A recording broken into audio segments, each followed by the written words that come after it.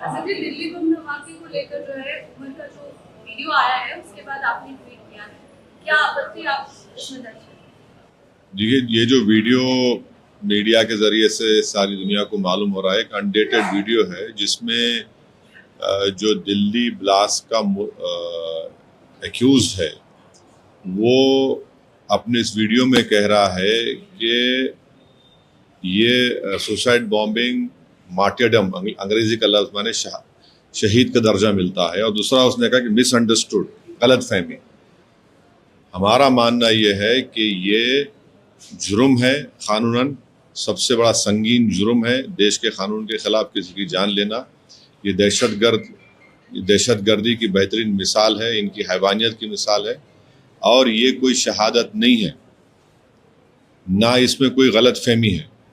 ये इस्लाम इस तरह की हरकतों को हराम करार देता है और जितने भी इस्लामिक मकतब फ़िक्र के ज़िम्मेदार हैं, उलमा हैं, सब आपको ये कहेंगे कि ये संगीन जुर्म है ये, और हम इसकी मजम्मत करते हैं। दूसरी बात ये है कि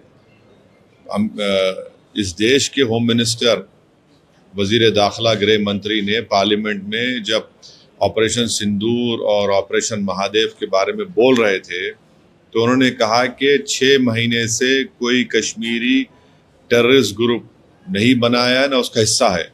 हम ये पूछना चाह रहे कि भारत की कैपिटल में, दारुल हुकूमत में, राजधानी में इस तरह का बम ब्लास्ट होता है जहां पर लॉ एंड ऑर्डर की जिम्मेदारी मिनिस्ट्री ऑफ होम अफेयर्स की, सेंट्रल गवर्नमेंट की है। ये कैसा है? अकाउंटेबल कौन है इसका? अब तो 14 लोग मर गए बॉम्ब ब्लास्ट में, इसकी अकाउंटेबिलिटी किस पर है? कौन जिम्मेदार है और कैसा हम इसको मिस करें? इसका भी जवाब भारत सरकार को देना है। और फिर जो कश्मीर में, श्रीनगर में जो अमोनियम नाइट्रेट को सील किया जा रहा था, उसमें ब्लास्ट हुआ, उसमें तो गवर्नमेंट 11 या 12 गवर्नमेंट के एम्प्लॉयज मर गए। तो हम तो ये जो एक्यूज है, इसका जो बोलना है सरासर उसको कंडेम करते हैं। और हम भारत सरकार से पूछ रहे हैं कि इसका अकाउंटेबिलिटी किस पर आएगी, क्योंकि गृह मंत्री ने कहा था कि पार्लियामेंट ने कहा 6 महीने के अंदर कोई ज्वाइन नहीं किया कश्मीरी। फिर ये ग्रुप कौन है, कैसा आया ग्रुप, कहाँ से आया ये, और क्यों हम लोग ऐसा मिस करें? इसको ये जवाब देना पड़ेगा सरकार। जिस तरह की यूनिवर्सिटी में उस पर सवालिया निशान उठ रहे हैं और खासकर जिस तरीके से अंदर वहाँ जैसे काम हुए हैं और सब कुछ बाहर निकल रहे हैं, उस पर क्या कहना चाहेंगे कि किस तरह की नहीं, ये जो 1 मिनट 20 सेकंड का वीडियो है, ये एक्यूज तो मीडिया कह रहा है कि वहीं पर बैठकर इसने बनाया और बड़ा ही एक्सेंट से अपने आप बोलने की कोशिश कर रहा था और एक स्क्रिप्ट था उसके सामने।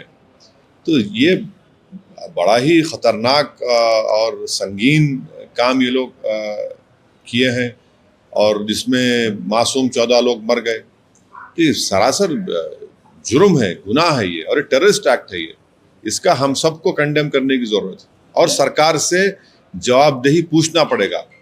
अकाउंटेबिलिटी किस पर आएगी? देखिए, दिल्ली देश की राजधानी है और कहां पर फेलियर हुआ, कौन जिम्मेदार है, ये सब चीजों का जवाब सरकार को देना पड़ेगा। यूनिवर्सिटीज के ऊपर जो है अब जिस तरीके से ये मामला सामने आया और यूनिवर्सिटी के ऊपर अब सवाल उठ रहे हैं, तो क्या कहना चाहेंगे? अब तो इंक्वायरी चल रही है ना, मैं कैसा कहूँगा, इंक्वायरी चल रही है। मगर ये पूरा ग्रुप था जिसमें 4 या 5 लोगों की 4 लोगों की तो हाँ 4 लोगों की गिरफ्तारी हुई है।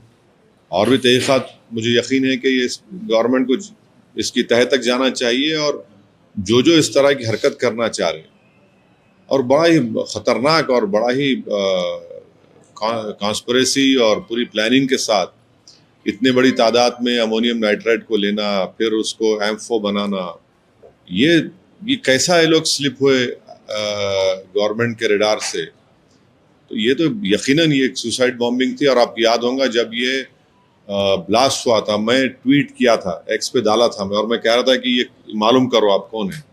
उस वक्त बहुत से लोग मुझसे शिकायत भी कर रहे, आपको कैसे मालूम, आप क्यों कर रहे, आपको रुकना चाहिए था। मगर वो बता रहा था ये कि वो लोग सुसाइड करने के लिए वहाँ पर गए और पूरा तैयारी से गए, और फिर वहाँ पर 14 मासूम लोगों की, भारत के नागरिकों की मौत हुई। और यकीनन इस टेररिस्ट जो ये हरकत हुई है, इसके पूरी उंगलियां पाकिस्तान के ISI और पाकिस्तान के दहशतगर्द तंजीम की तरफ जाते हैं।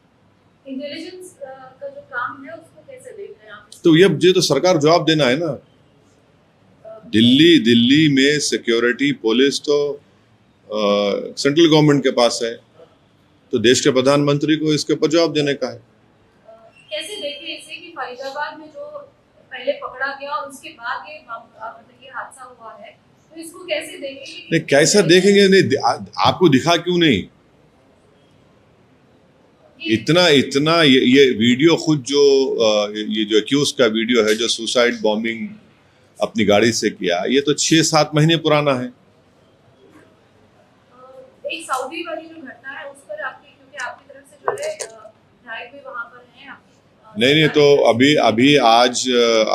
अभी थोड़ी देर पहले हमारे जो एम्बेसडर साहब हैं, मेरी उनसे बात हुई, और वो मुझे ये बताए कि एम्बेसडर सोहेल एजाज खान साहब मुझे अभी बात किए, मैं उनसे बात किया, वो बताए कि वो खुद मदीने में हैं और पूरा कोऑर्डिनेट कर रहे मिनिस्टर अजहरुद्दीन साहब के साथ, और हमारे एमएलए माजिद हुसैन भी वहाँ पर हैं उनके साथ, और वो सऊदी अथॉरिटीज़ से वो पूरा कोऑर्डिनेट करके, कोऑपरेशन करके, और भी यहाँ के जो विक्टिम के फैमिलीज़ है वो अब दोपहर में पहुँचने वाले हैं मदीने को, तो पूरा जल्द से जल्द जो भी उसकी फॉर्मेलिटीज़ मुकम्मल करना है और फिर उनकी तदफीन अमल में लाना है, उसके ऊपर वो वहाँ पर है एम्बेसडर साहब। और उन्होंने कहा कि गवर्नमेंट ऑफ इंडिया से भी, पीएमओ से, फॉरेन सेक्रेटरी भी उनसे टच में है। तो बड़ा ही अफसोसनाक और दर्दनाक एक वाक़या हुआ कि 45 लोगों की मौत हो गई, एक ख़ानदान के 18 लोग, किसी ख़ानदान के 6 लोग। अल्लाह उनकी मग़फ़रत करे और अल्लाह उनके ख़ानदान वालों को सब्र दे। बड़ा ही दर्दनाक ये हादसा हुआ है। बिहार की अगर हम बात करते हैं कि अब मुख्यमंत्री वापस जो है शपथ ले रहे हैं और आपकी भी जनसभाएं होंगी, क्या उम्मीद है? क्योंकि टीम वैसे ही लगभग दिख रही है। मुझे नहीं मालूम, वो पार्टी का काम है। लेकिन अब आप एक्टिव हो रहे हैं बिहार की पॉलिटिक्स में भी, तो फिर जाहिर तौर पर नहीं, अब देखिए, गवर्नमेंट बनाना है, गवर्नमेंट बनाएंगे वो लोग, तो गवर्नमेंट को उनके पास मेजॉरिटी है, तब वो कैसे बनाएंगे, क्या बनाएंगे, वो उनका फैसला है। मैं क्या उस पर बोलूँगा?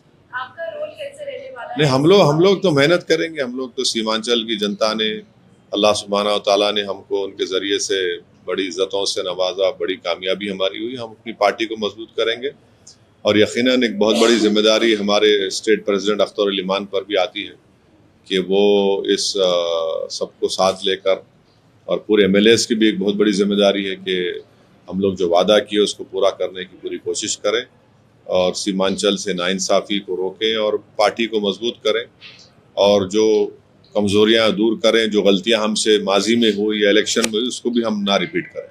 जनता क्या उम्मीद कर सकती है? देखिए, हम मेहनत करेंगे, इंशाल्लाह उनके भरोसे पर उतरने को